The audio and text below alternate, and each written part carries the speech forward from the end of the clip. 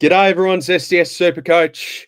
Another week of AFL SuperCoach Throwdown Thursdays, Season 1, Episode 4. And joining me, as always, once again, it's Damo SuperCoach from the Footy Mailbag. How we going, Damo? I'm doing well, Steve. Thanks for having me back. Thanks. I didn't completely ruin it last week having to host. Yeah, no, that's all right. I'm 95% back to normal. Still got my good old coffee that I picked up this morning, ready to go, and um, vitamin drink and some water with me. So we're good to roll. Before we move into any SuperCoach stuff, any plans for the weekend or stuff that's been happening?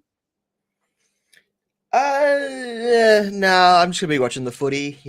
Relaxing. There's nothing much to do this weekend for me. Some few things around the house I got to do, but not going out anywhere. No, pretty boring weekend lined up for me, to be honest. Fair enough. Bit of an opposite weekend for me. I am moving out this week, and over the weekend I'll be moving into my new place. So I'm super excited, but it'll be a big production. So I won't be watching much footy this weekend because there's a high chance I haven't got telly. So yeah, super exciting. Last Throwdown Thursday here at the Baronia Cloud House. So pretty keen for it. So we've got a lot to touch on today. And as MJ Watt said on the Coaches Panel podcast, it feels like another correction week, doesn't it, Damo? Yeah, it's the last best 18 week until round 12. So now's the time to restructure, make sure you've got all the right cash generation pieces in place. Just make sure that your team is ready for when you need those 22, 23 scorers on your field to get the best possible score that you can get. Yeah, and it certainly feels like, as he said as well, the last week for structural changes to your team, corrections, all that sort of thing before we move back into best 18. Best 22, and we will be looking to make sure our team's looking very solidified heading into the next 6-7 rounds of best 22. So got to make sure we're good to go. Before we get started as well, if you want to be a part of, as a new addition to this recording, we are letting you guys jump on the StreamYard. So you're more than welcome to jump into our recording and ask us a couple of questions and just be a part of the show. So we wanted this to be a radio type show. We know Thursday mornings isn't the best for everyone, but if you have got a bit of spare time in you, you're more than welcome to jump on and say g'day onto the stream. We got the link right here up the top there, and we want you to take part of it. So you're more than welcome to jump into this link right here and be a part. Face cam or not, doesn't matter. Ask us a couple of questions. You're more than welcome to, and have a bit of a conversation. Rookie coach, let's go indeed. Before we get a few of the people jumping on, let's talk about a quick little summary for our round 3 weeks. So, Damo, can you kick us off? My team was awful. Like awful. Best 18 probably saved me from having a more awful week, to be honest. Like, thank God I didn't have to cop some of those sub-affected, injury-affected scores, tag-affected scores, because my week was awful. Shining light was Sam Davidson in the forward line. Loved that he finished with a 129. He owned that wing for Western Bulldogs, and he's looking like a guy that we might not have to trade out for quite some time now. So he was one of my shining lights. I'm so glad that I had him on my field. Also, really liked the work of Andy Brayshaw. I went with a Jack McRae captaincy, so that was a nice 120 there. But apart from that, not much else to write home about. Lots of scores between that awkward 80 and 105 mark, and it was just an awful week. Yeah, I'm going to be honest. I haven't got much better to say myself. A very frustrating week. I thought this season I'm going to be a lot more calm than I have been in previous seasons. But as I said in the round review I did on Monday, felt like SuperCoach did everything in their power to make me frustrated. So the decision to bench Sam Davidson was a disaster. I had the emergency on him, and I was almost thinking, gee, it would be nice to have Bailey Smith as a laid out. And I benched him to prioritise Lindsay on field. Unfortunately, scored a 9. And I also had Nevitt, who was sub. So I had to swap to Hewitt, who was then called sub. So they really punished me in every way possible to affect my week. And I felt like I was a Sam Davidson score away from being par. But yeah, just some unfortunate things happened for me this week. The Primos didn't fire. I think I only had 4 blokes on field that scored over 100. 5 guys. Very frustrating week. I have best 18s really kicked me in the ass, and I'm now ranked 30k. So I actually feel like my team, I'm actually still okay with how my team's sitting, but it's obviously very frustrating when nothing's being aligned in the team. So that is very unfortunate.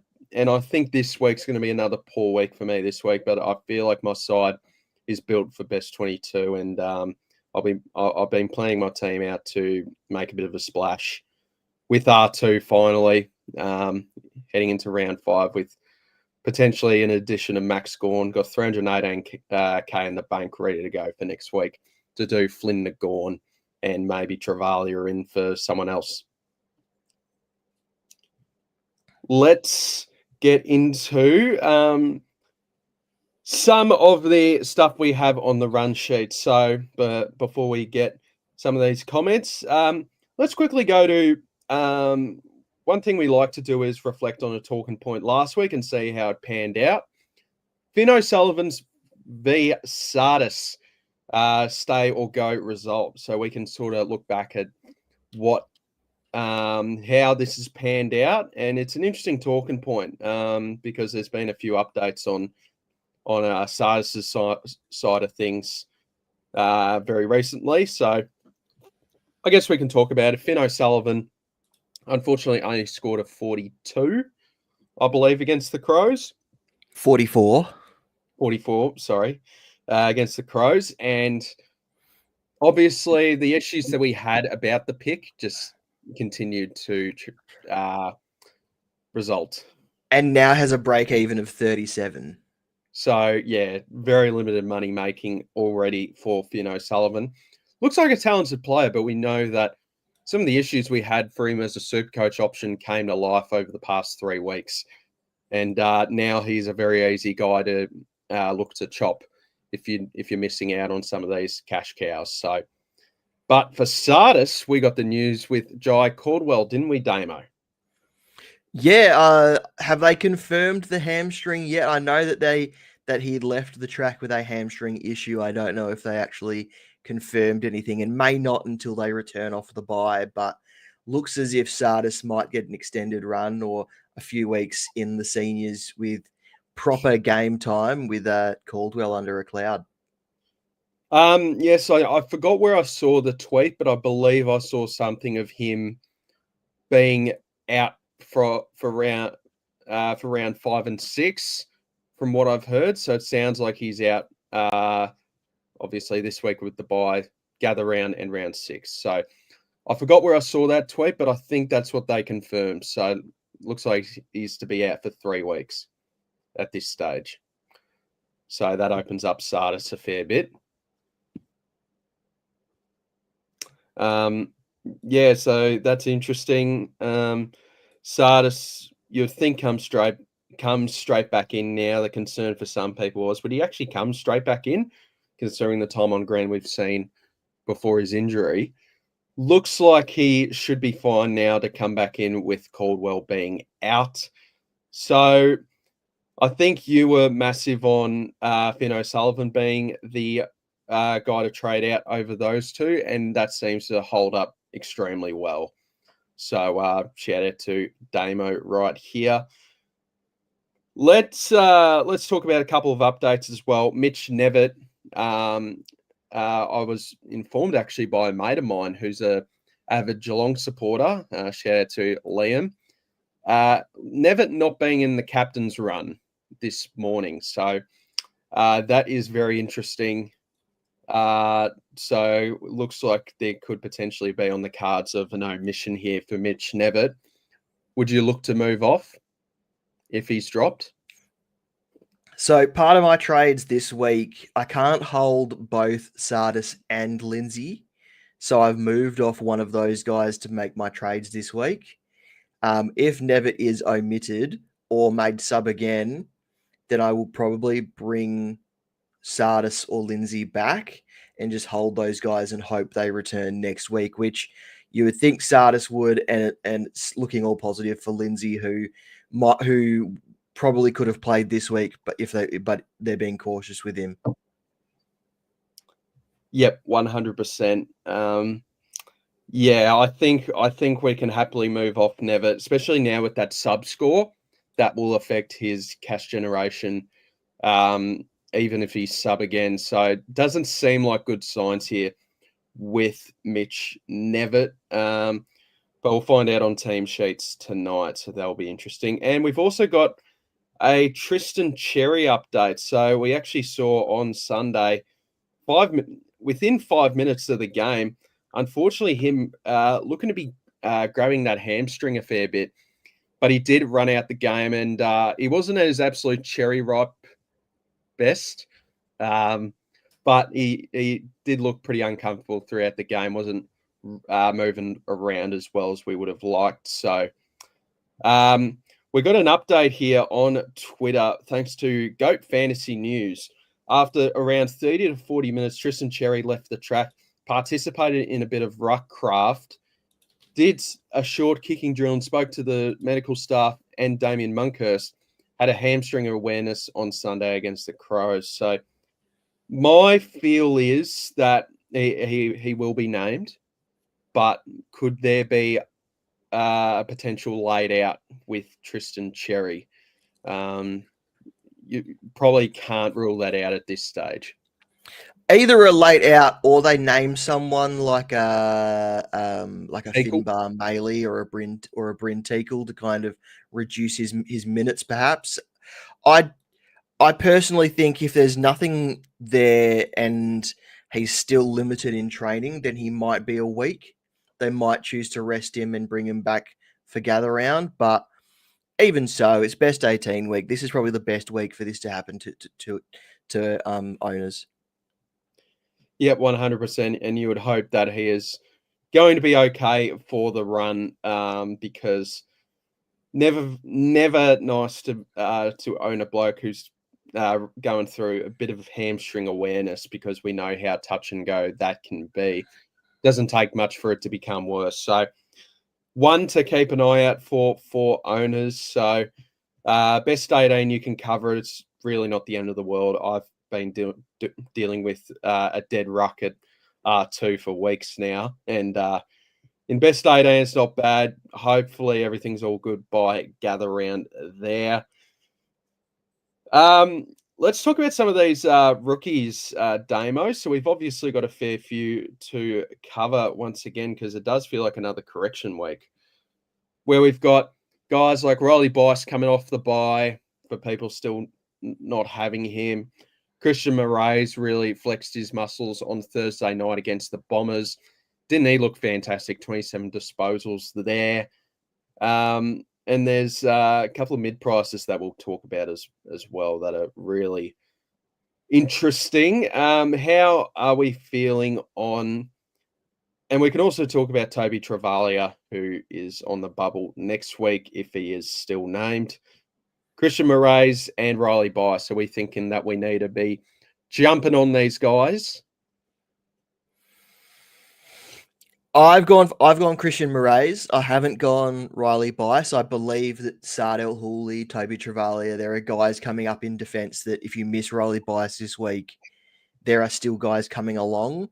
Whereas we haven't really seen many midfield rookies come through the door yet, and we might get Bo Allen this week at West Coast. He might finally get a debut that puts him on the radar in a few weeks. But I've gone for Christian Moraes. I've had to fix up other parts of my team that haven't been going that well, so I'm missing Riley Bice.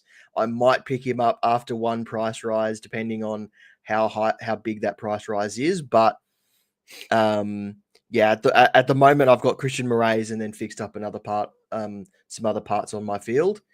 But yeah, I like both of them, and Ted Close is another one at Geelong that has done well over the last few weeks. That is another that people might have a look at. Yeah, Ted Closey, he's first game was sub and then scored a 58, was it last week against the Lions? Ted Closey came on really early in round 2 due to the Tom Stewart injury, and then played a lot of the game, scored roughly an 84, Ted Closey, and then I believe went a 58 against the Lions. So he's interesting. Probably the unfortunate part is due to all these options that we do have, he's sort of the forgotten man, along with another forgotten man that I was just sort of thinking about, and we can get a good read off you, Damo, the Freo legend himself, is Neil Erasmus. Now, I believe he's got a negative 50 break even and has now put himself on the bubble. Very, very popular rookie over the preseason, and he's now on the bubble. Would you endorse this pick for this week if you've got most rookies under control? No, I think Hayden Young's coming back this week. Probably Jager O'Meara's going to come back in. They're talking about bringing Nat Fyfe in, so I think it pushes Erasmus out, unfortunately. Just someone to keep an eye on though when he does get an opportunity, or if he can, or if he even comes back into the side. Yep, for sure. Your concerns around Erasmus have really become true, where he might be playing early, but when a few of these guys come back, this is when we see the problem with Erasmus. Let's also discuss one of the main talking points of this week as well. We got Ryan Marich versus Bailey Humpty Dumpty Bailey Humphrey. How are we viewing these two? This is obviously a fair talking point where people are struggling to pick one of the two or looking to get both, or certainly on their radar. So how are you viewing these picks? I like Bailey Humphrey a whole lot more than Ryan Marich. Bailey Humphrey's done this before, and I think people saying that he hasn't done this before have very short memories, because in his debut season, he actually had a run of about 5 games where he was playing this role and scored 4 scores above 90 and then a 74 before he returned to that pressurized small forward role that, stumped his scoring for the last few years. He's now got that rolling in to the stoppage midfield half forward role that was the reason that he was scoring so well across that block a few years ago. And I think that's set to continue. That's something that they were working on all preseason as well. So I think he's a guy that I trust a little more than Ryan Marich. And with West Coast having Jeremy McGovern injured, Harry Edwards was subbed out. Don't know if he was injured or not. But he might be forced to play a little bit more accountable this week against a pretty tall Giants forward line. I don't think he is a good option, and defenders have been feasting against the Dockers. We've seen those scores skyrocket for defenders against Freo. So I think that I think Ryan Marich, this score might be a flash in the pan. I think people are overreacting because he has a negative break even and he's playing that coveted intercepting role, but I don't know if it's going to last. He scored 33 in round 1 and then a 72 against Brisbane's, and then all of a sudden he's relevant after scoring 100 plus once, whereas Bailey Humphrey has done it twice in 2 games, and that role doesn't look like it's going to diminish anytime soon.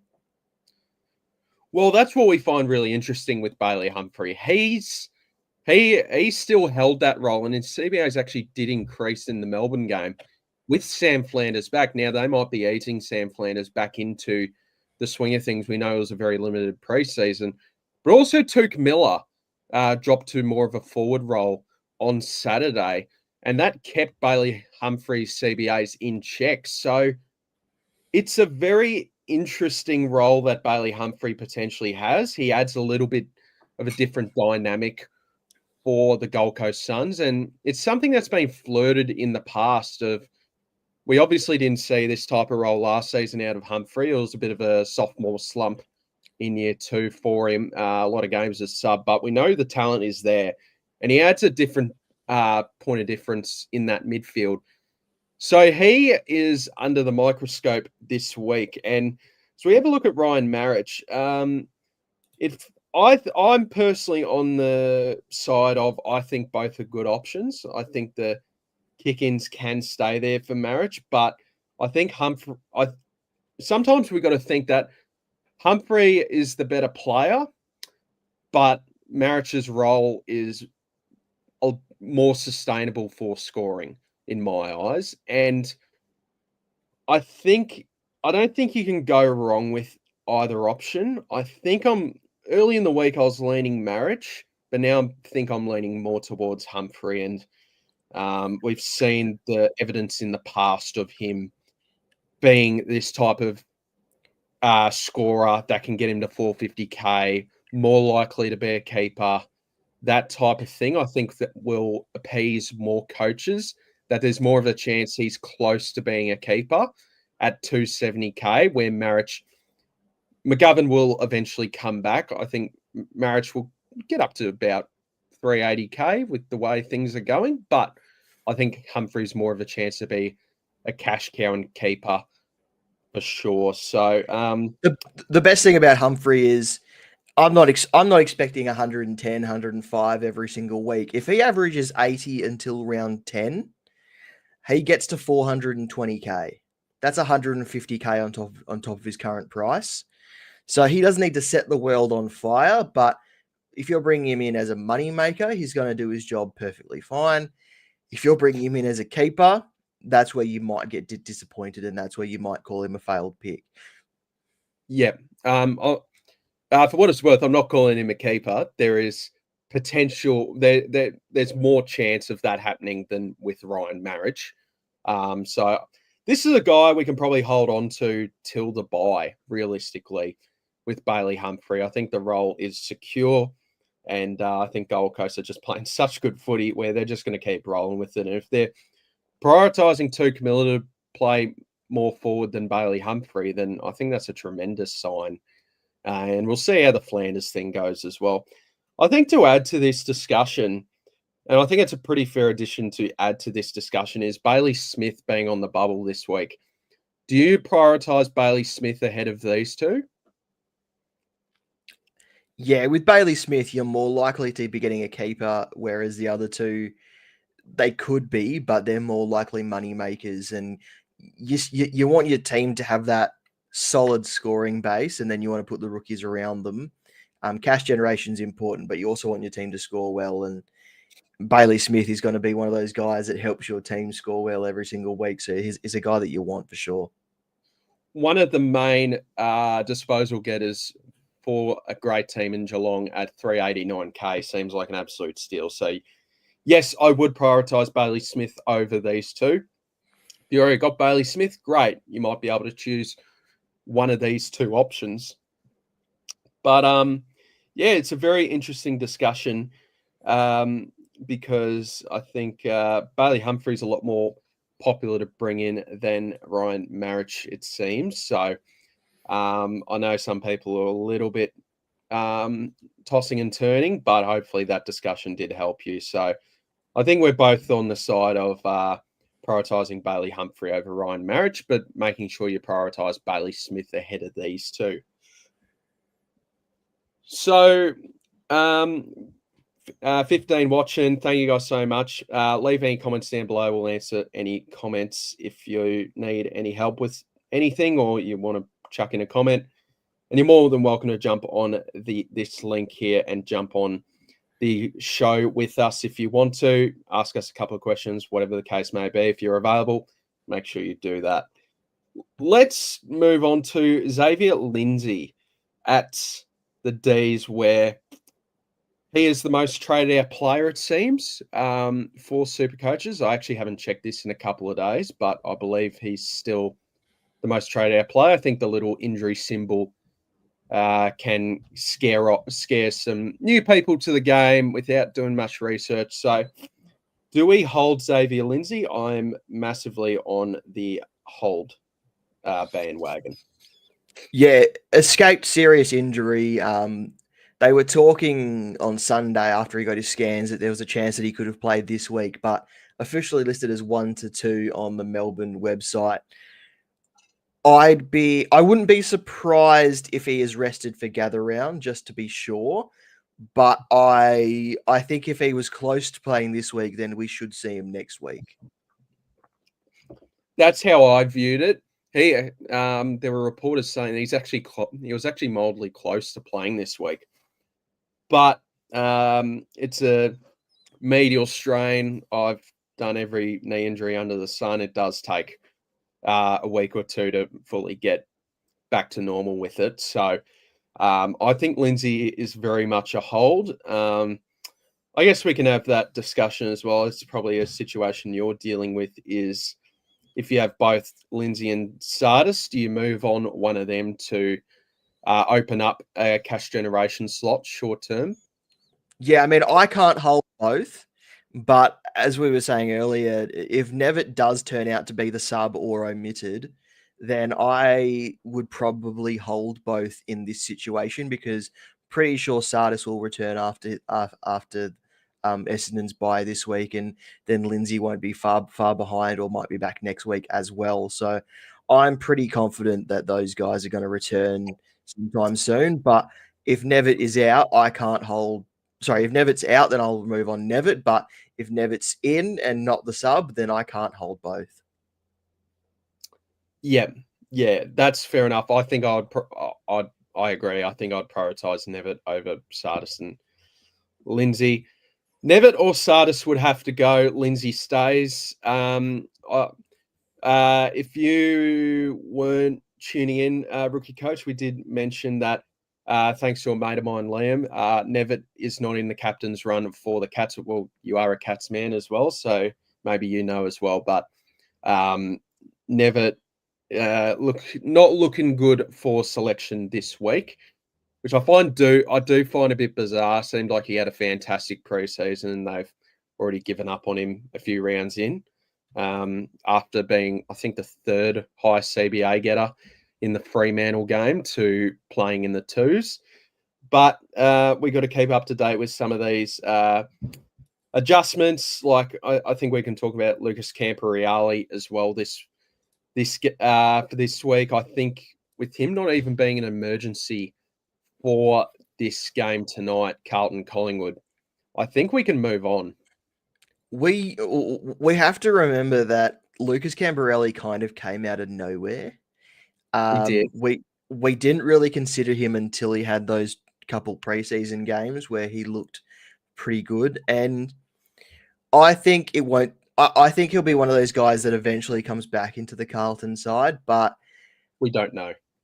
It depends on how long you want to hold him. And at M11, most people have him at M11, though still keeping him. You could use him as a loop, but most people have Harry Boyd as well, so he's also serving that purpose. And you don't really want too many of these loop guys, especially since Carlton have lots of early round games, making the loop kind of pointless in his situation. Yeah, it's just sort of dead M11 money there.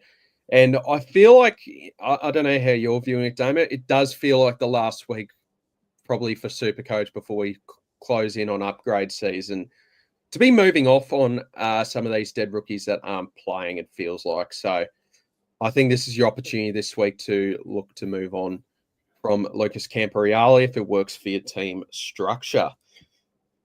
Rookie coach, yep, Chris Scott can go get baptized in a bowl of white vinegar. Nah, I think he's one of the best coaches in the game. He just makes some very questionable decisions for SuperCoach.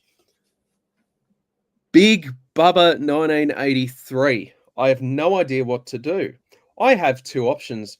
Either I do Horn, Short, Lawler to Sinclair, Humpty, Marich, or cash gen option Short, Lawler, Camporeale to Sinclair, Moraes, and Bice.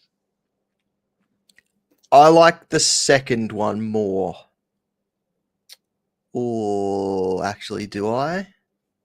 I prefer the second option. I think the second option. I think you're better off with Moraes and Bice in there. Yeah. I think I prefer the second option, mate. And you're upgrading Short to Sinclair. Lawler, I think, is a guy that we can look to move, but if you've got guys like Nevitt and Camporeale, all these types, then you'd probably prioritize them first. But what do you think about Lawler? Is he a guy we could probably ship off? He was on my radar after round one as a potential correction. Hasn't really set the world on fire since. Scored a 39 and 45 in rounds 2 and 3. Now has a break even of 47. His break even is 47, is it? Yeah, break even's 47. Yeah, I think Layla might be a guy that Layla Lawler might be a guy that you need to move off. Yeah, he's probably in the similar boat of Sullivan, isn't he? Yes. Yeah. Not scoring well enough to justify the high price tag. The high rookie price tag. Yeah. If you like a rookie that will play every week, though, then maybe I'd like to hold. But short-term cash gen is not there for Lawler. Causa, the ladies' man. I'm $600 short of Camporeale to Marich. Very annoying. That would be $600. That's stiff. This game's cruel, isn't it, Damo? Yeah, absolutely. I need I need to unlock 2 boosts this week, so I'm pretty annoyed that I can only unlock 1. But to be some cash gen short, that is also very annoying. And $600, not even the full K. Yeah, if it's 1K, it's like that's very annoying, but it is what it is. $600 is just a pain in the ass. So unfortunate there, Causa. SuperCoach Pro, good afternoon to you. Is it afternoon now? Yes, it is afternoon.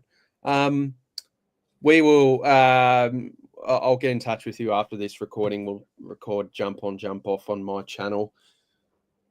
Disavo, Causa. So you have to trade Hasty instead. Do you reckon that's worth it? Yeah, good trade. Good trade. Yep, I like that move.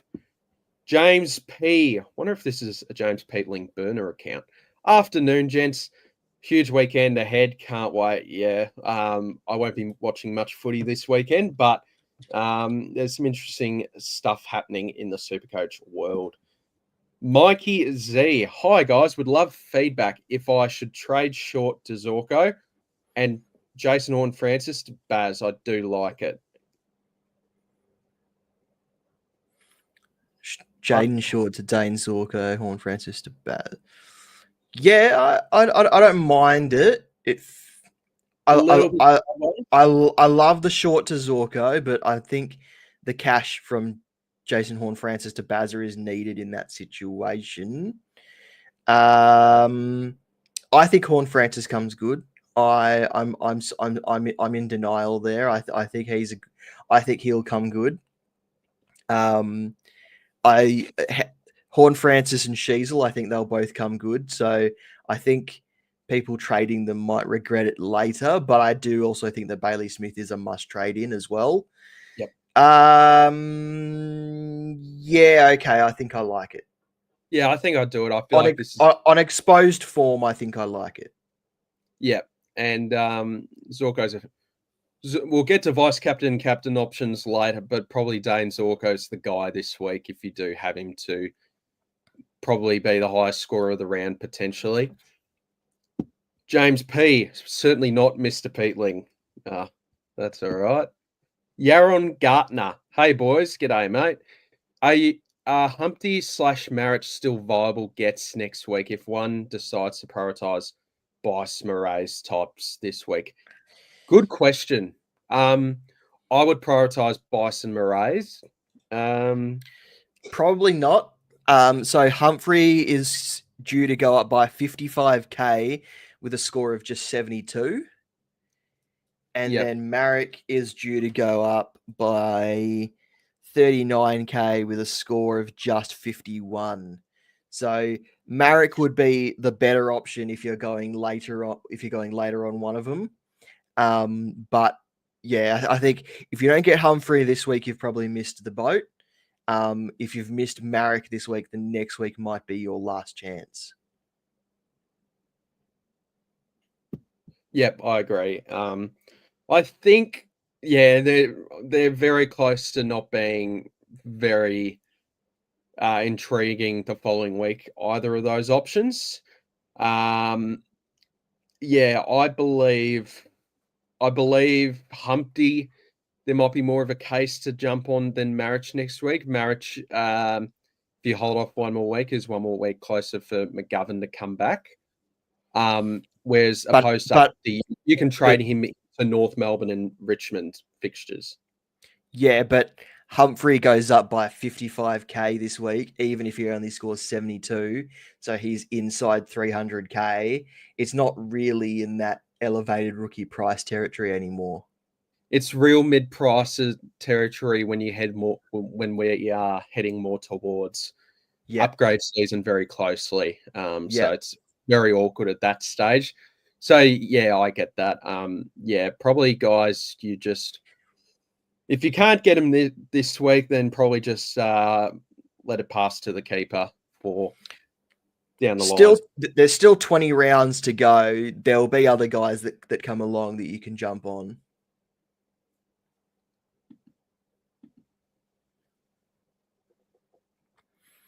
I think it was last year, some people didn't jump on Tom Powell straight away, and then someone else came along that was just as good or better. I can't remember who it was, but people were lamenting not jumping on Tom Powell, and then another guy comes along and does the same thing, and the people who had Tom Powell couldn't get the other guy. So these guys come around fairly frequently. We just got to jump on at the right time. So if you miss these guys this week, I'm sure there'll be other guys coming. Yep, I agree. I mean, yeah, there's a very high chance we talk about a guy similar price to these guys the following week that become interesting options as well.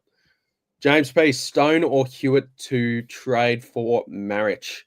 The best thing about this is GWS and Eagles play each other. If Hewitt's the sub again, you go Hewitt to Marich.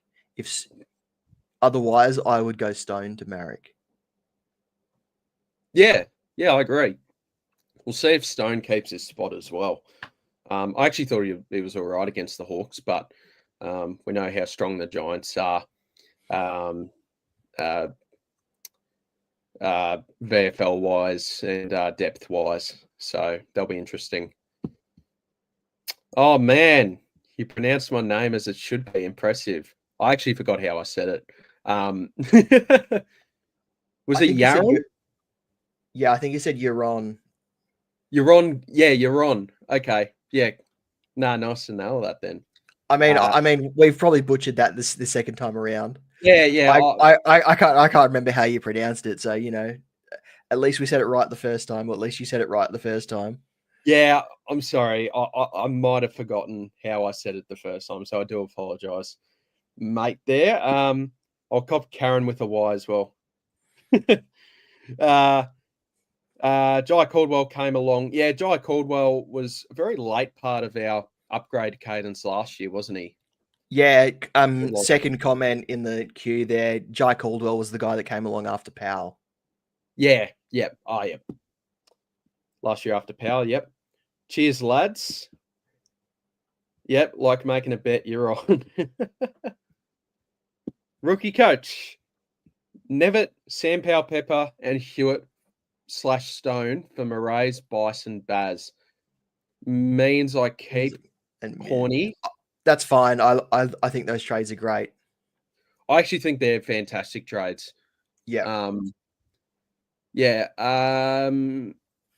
Because you bring in two money making guys that are gonna make a lot of cash over the next few weeks, assuming they stay in the sides, and then you've got Bailey Smith, who's going to be probably a top 6 to 8 forward, top 10 forward by the end of the season, and Jason Horne-Francis. I think the form will turn around. We saw that he did. We saw that the form was there in patches on Friday. It was Thursday night or Friday night. I can't remember, but he had a 40-point quarter in that last quarter. So we know that the scoring potential and the scoring power is there. If you miss Marek and Humphrey, we just said before, there'll be other guys that come along that will be just as good, just as easy to jump on. Kitty and Coleman is starting to integrate back into Brisbane training. He might be a guy that we want to jump on in defence pretty soon when he forces his way back into that Brisbane side, just as one guy to keep a lookout for. So, Yep. I think there'll be other guys that come along. I don't think Marek and Humphrey are guys that we need to, move heaven and earth to bring into our teams this week. Yep. One of them is nice. Probably. If you want to bring in both, that's fine as well, but I don't think it's essential. Rookie coach, Horne-Francis and Rosie also had the head ripped off by Hinkley. Yeah, I can see a response this week. I can see a response. They've got St Kilda. Windhager will go to one of them, but I think they will be okay.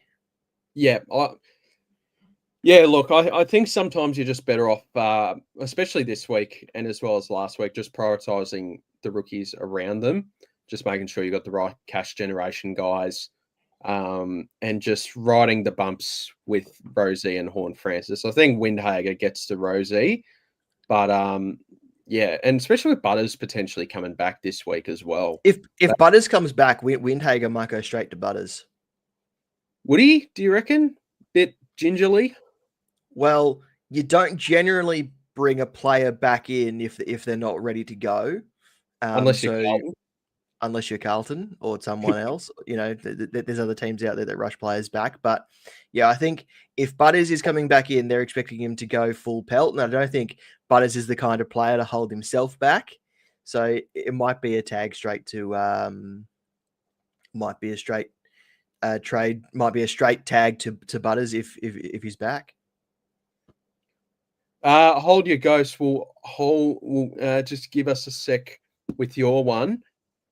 Causa has just said Nevitt is out with a foot injury this week. So I don't know if you listened to the coaches panel, MJ Watt and Pigmentality. I believe early in the video, Pigmentality did hear something about Nevitt being injured. Is this confirmed?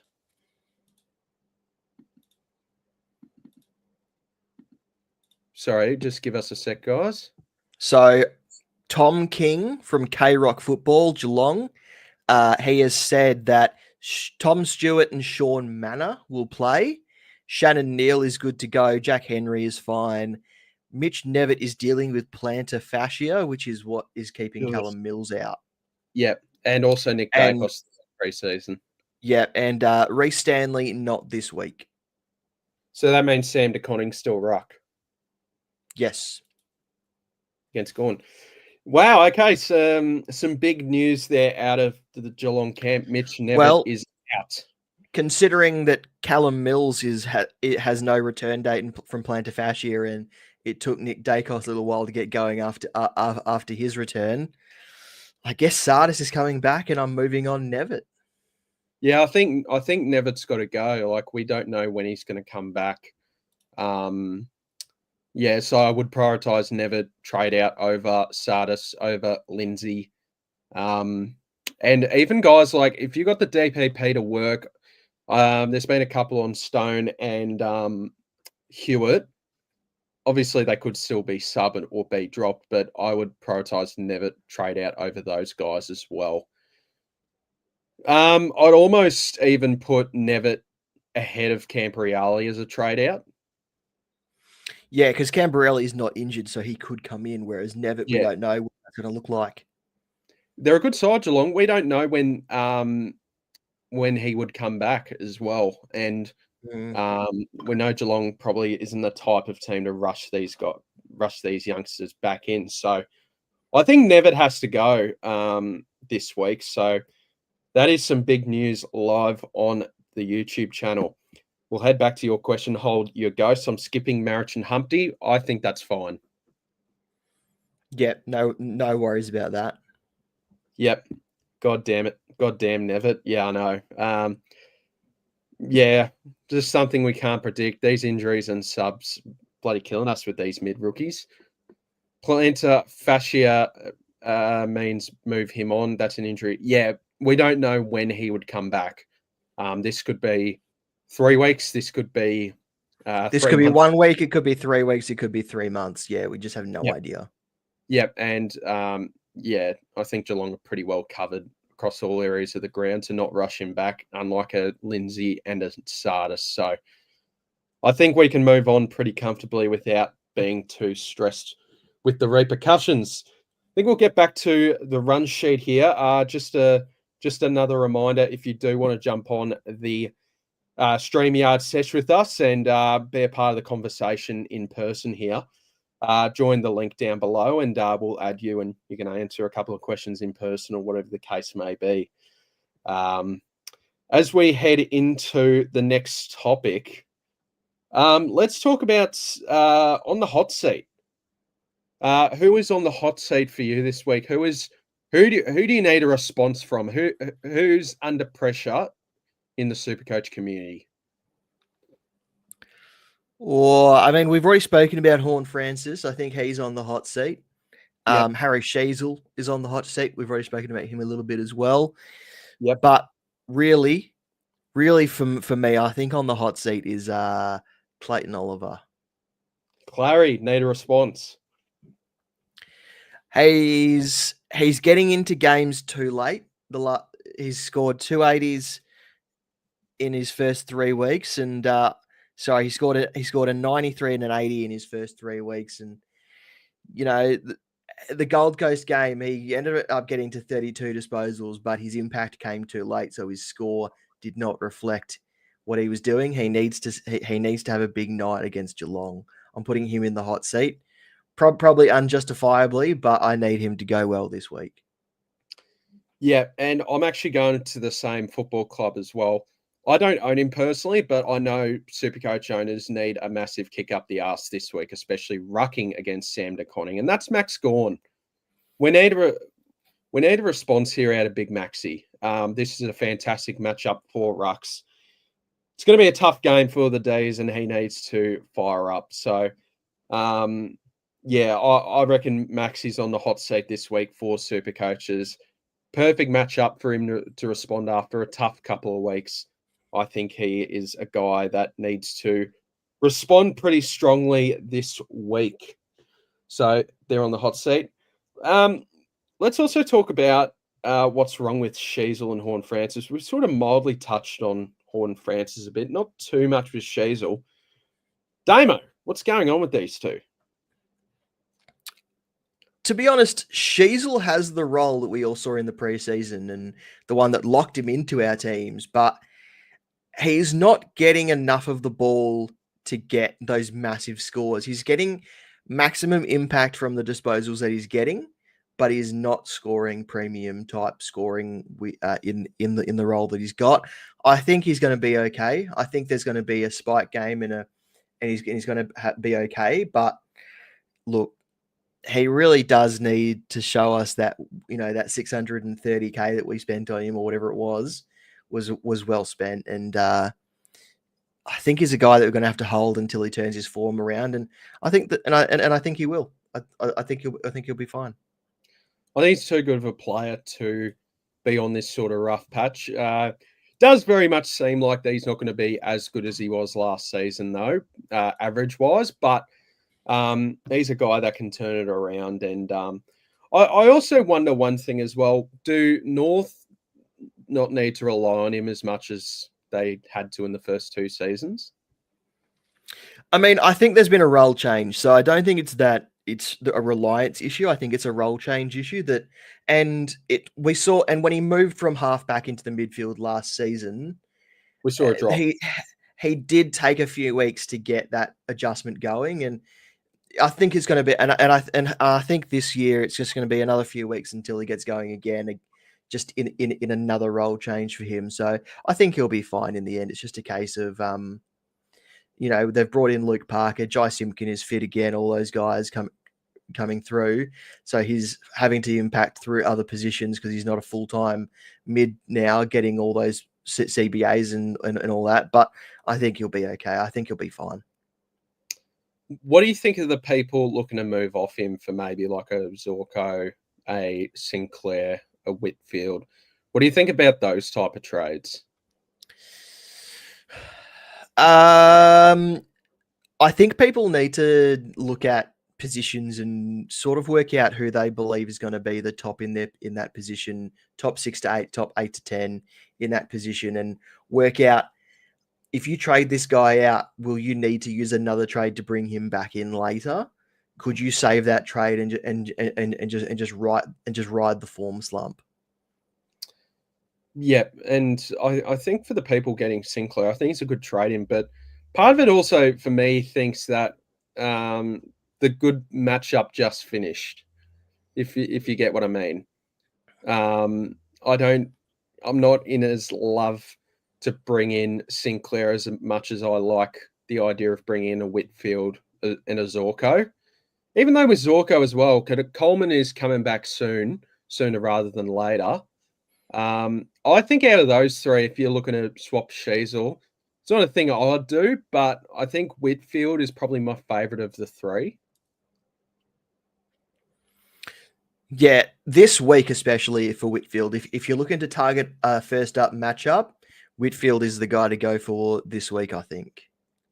Yeah, and I think I personally still think he is the number 1 defender primo for what it seems like this season as well. So just keep a massive eye on Lockie Whitfield as an option this week with the Eagles coming up. And I guess with Horne-Francis, to me, I think the role's still there. It's just, is there an attitude problem? I think that's pretty fair to bring up when the team's struggling, he's struggling to build himself up for the game.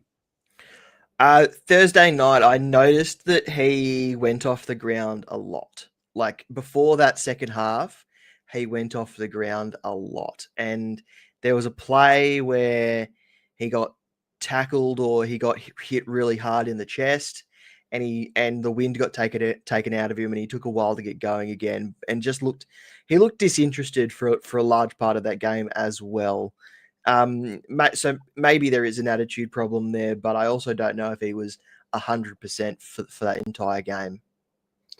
Yeah, he kicked a ripper goal in the last quarter, but it was really hard to spot him in the first 3 quarters. And from what it seems like a full preseason, he's just having a really slow start to things. So, which is very more unlikely than likely when you have a full preseason to just start off this slow. So, and especially without Zach Butters as well, the points are there for the taking, and he's just slowly getting by. I think he'll eventually become good and eventually become a top 6 option, but certainly things need to change. And I think, as was mentioned here earlier, I think Ken Inkley would have given him and Rosie a massive kick up the arse for the game this week against the Saints. One of the few interesting games this week. I actually feel like there's a lot of games that were just, without SuperCoach, probably unwatchable. Yeah. Yeah, I mean, Brisbane-Richmond, just to put that game on and have a nap, and then you got Giants-West Coast. You can probably sleep in on Sunday. Yeah. There's unless you've got a multi or play SuperCoach, there really isn't much motivation for that. Even Geelong-Melbourne tomorrow night, it doesn't feel like too much will happen there. I actually think Gold Coast Adelaide's probably close to game of the round. Yeah, I've got Gold Coast Adelaide, or I think North Sydney would be a good game as well. Yeah, who would have thought that at the start of the season, Gold Coast and Adelaide and Northern Sydney to be two of the best games of the round there. So very interesting. We'll get to a couple more of these questions, guys. First two trades are Short and Never to Baz and Bice. Do I use my second boost on Camporeale to Moraes or Kako to Humphrey? I like Campo to Moraes more than Kako to Humphrey. I don't see an issue if you need to use a second boost this week. I personally think using two boosts for corrections is fine. I'd probably try to hold off the rest of them for upgrades. If you can. I have a mate of mine who isn't big into SuperCoach, and I know I give him a bit of help each week for trades and all that. And I noticed that he didn't start Caleb Daniel, Jack McRae, and Clayton Oliver. I'm just like, well, the prices are about to change. We'll adjust that. Make sure you grab them. Otherwise, you're finishing 10th in our mates league, mate. So we'll get that sorted for you. Sorry, I didn't say anything. I like using the second boost on Camporeale to Moraes, in my opinion. Kako is a guy you can hold on for a bit longer. Kako was on like 18 at 3/4 time, wasn't he, or something like that, and then finished strong in the last. And his break even is going to be 11 when he returns, so he might be one of the guys that you move on first out of the rookies, but he's still good for a few weeks yet. Yeah, and we know that the job security is one of the best when it comes to rookies, and I think he's a guy that you can probably just bank on playing each week. But we know in that role, it is tough to get spike scores, especially for that Essendon forward line.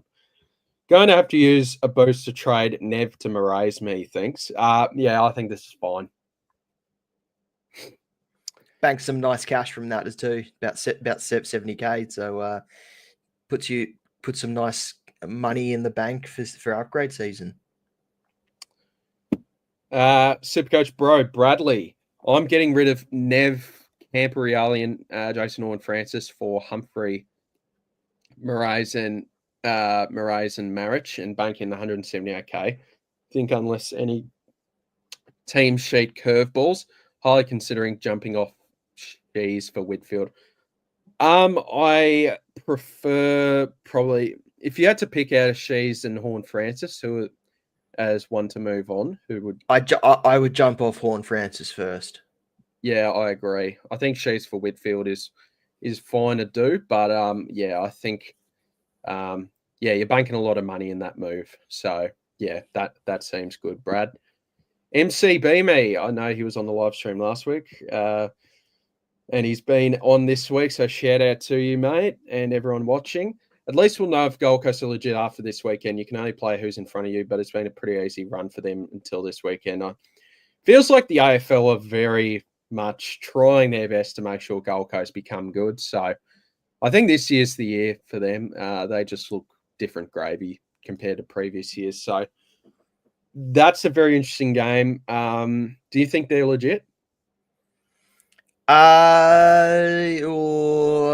I think they are going to sit in that middle six on the ladder, so between 6th and 12th. But I think they're going to be one of those teams that late in the season are either a chance to be 7th or 8th, or are either sitting there late in the season and have to hold on. Yep, I agree there. Bradley, we get extra trades in the buy, so I'm using 3 boosts of right now. Fair enough. That's fine. We got to get ahead of the pack here, especially in Brad's position. I believe he's inside the top 2K, so needs to stay up to date there. Would be my second boost use. I think that's fine as well. Let's talk about some. What else haven't we talked about? We've talked about promo swapping. What's wrong? We'll talk about the captain and vice captain options this week. So, how are we viewing them? This is for me, for my team. This is like the hardest week for captain options for me in a long time. I'm really struggling to figure out what to do. Yeah, there's not a lot of players in my team either that I'm totally confident in. I think I'm going to back in Lockie Neal as my vice captain against Richmond, but you've got Dane Zorko and Josh Dunkley as well in that game that you could go for. And I think it's out of Jack McRae or Andy Brayshaw or Lockie Whitfield as my captain on the Sunday. Yeah. Yeah. I don't even have like Zorko or any of these Brisbane or Giants players. So this is an all-time struggle. And this is the first time I've ever watched a pig mentality video where he's mentioned 2 or more of my players. And so it's like, oh, gee. So look, at the minute, the only 2 guys he mentioned in my team is Tom De Koning as an honourable mention and Bailey Smith. So I might just VC TDK into Baz, unless I want to go Brayshaw, who I know will probably score 100 against Dogs struggling midfield. Sorry, not struggling, injury-riddled midfield. So that's an option as well. So I'm really struggling for VC and C. I think I'll go Tom De Koning tonight and see how he goes. My VC take this week is legit 110. I'm not joking. Wow. Like I hate every other option. So if TDK goes 110 plus, I'm taking it. I don't know who else to go for. MCB me. I'm going Zorko into McRae for the C. Are you worried about Will and Drew with McRae or not really? No, not really. Okay. And Cause is doing the same. Zorko into McRae. Maybe I'm underrating McRae as an option this week. Boys, Murray's and Whitfield or Humphrey and Short? Are we trading Nevitt or should I trade Campo instead? I would prioritize trading Nevitt ahead of Camporeale now. Because Camporeale could legitimately be back next week. We just don't know when. Where with Nevitt, we've got no idea when he's back from this injury. We don't know the severity. And I'd go Murray's and Whitfield. Wait, so Short. Wait, I'm confused. What, he's looking to trade in Short? I'm assuming if he gets Humphrey, he has to keep Short. Oh, yeah. Yeah, probably. Yeah, Murray's and Whitfield, I believe. Causa, yeah, we mentioned that. Yeah, so, yeah, I think this week, consume as much data as you can with vice captain and captain. I think Zorko is probably the best option this week out of all the options. Make sure you tune into Captain's Corner as well with Third Man Up and Supercoach Sword Play. At least you can do Hasty or Camporeale to Travalia next week. Travalia seems to be the main one on the bubble next week for Gather Round. Is there anyone else we're missing? Let's have a look. Let me just riff it while I bring up some players. Yeah, no problem. So, Hasty played last week, didn't he? So, yeah, that's fine. Pros going Gorn into Zorko. That's pretty bloody good. That's a good duo to have. Gorn against Sam De Koning with no Ray Stanley seems pretty. Just looking for rookie priced guys. Isaiah Dudley. I don't think he's. Yeah, I don't think he's going to be. I don't think he's going to be anything that we need to jump on. Tom Cochran, if he gets a full game this week, he might be a guy that we look at. Yeah. And that's pretty much it. Yeah, and Dralia or El Huli if people want to go early, but I don't know if we would recommend an early jump on him. It's very sad with the rookies, isn't it? Because every single week we just get lower and lower in terms of options. So next week is probably Travalia or bust for rookies. Feels like a non-boost week next week, it seems. Hold your ghost off to Bali on Sunday. Any massage parlours you suggest? I've never been to Bali, so I can't help you there, mate. What about you, Damo? I've never been. I don't like flying. Any cocktails to the beach or?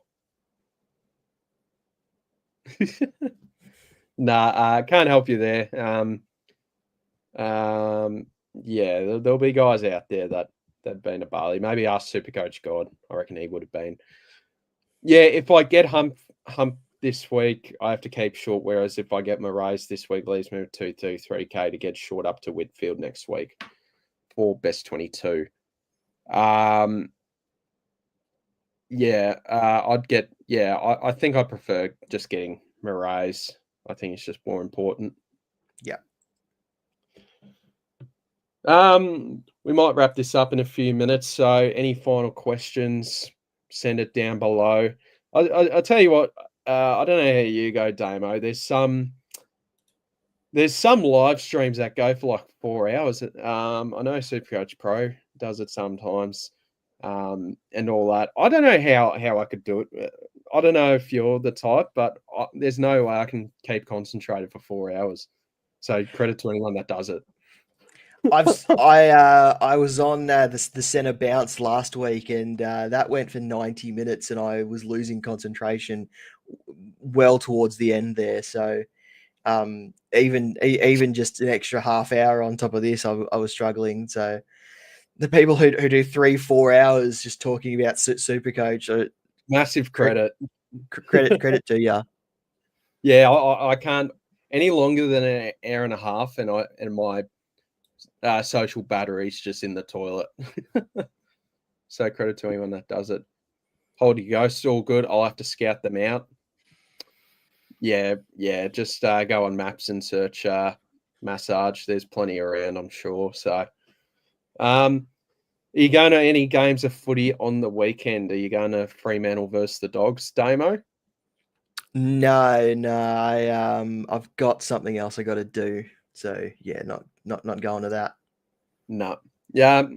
It's a shame when Hawthorn doesn't play this week. All the games seem a bit average, so that just shows the aura Hawthorn have. No, I'll be moving into my new place, so I won't be going to any games this weekend, and not much footy watched. So I guess one more, just a couple more questions. I'd watch Freo's ins. Young as a test for this week, and his role has been played by O'Driscoll. No, not really. No, he hasn't. No. O'Driscoll's played his own role. O'Driscoll's had an increase in centre bounce attendances because Young has been out, but O'Driscoll has not been playing Young's role. No, and O'Driscoll's absolutely immense as a rookie, where I don't think he's getting dropped anytime soon as well. So, look, teams will be interesting tonight, I'm sure. Along with Nevitt, there'll be more curveballs coming our way. Any curveballs to look out for, Damo? Is there in team selections this week? Probably Cherry's the main one. Yeah, Cherry's the main one we need to look out for. That would be the main one, I would think. Yeah, and maybe a Stone or a Hewitt could come out, but it's a curveball, but pretty unlikely, I'd suggest. Yeah. I wonder if Hewitt being the sub was just a management from the Brisbane game the week before. That extreme heat wiped a few guys out, and I wonder if he was just had a light week on the track and because of that humidity, and then was given just a bit of a light week. I agree. I reckon there's every chance that was the reason, because Hewitt had a very good preseason up until the last few weeks where he was just being managed a bit. So I think that's just part of the management process. Look, we'll wrap it up here, guys. Thank you all so much for watching this week's Throwdown Thursday. It's always a pleasure to do it with Damo. It's good to be here, Steve. Good to be back for another week. Of course, and we'll be back once again as we preview Gather Round coming up for SuperCoach. Back to Best 22 next week. And wishing everyone the best of luck for SuperCoach this weekend. I hope you guys do have a good week, and we'll see you next week once again. Cheers.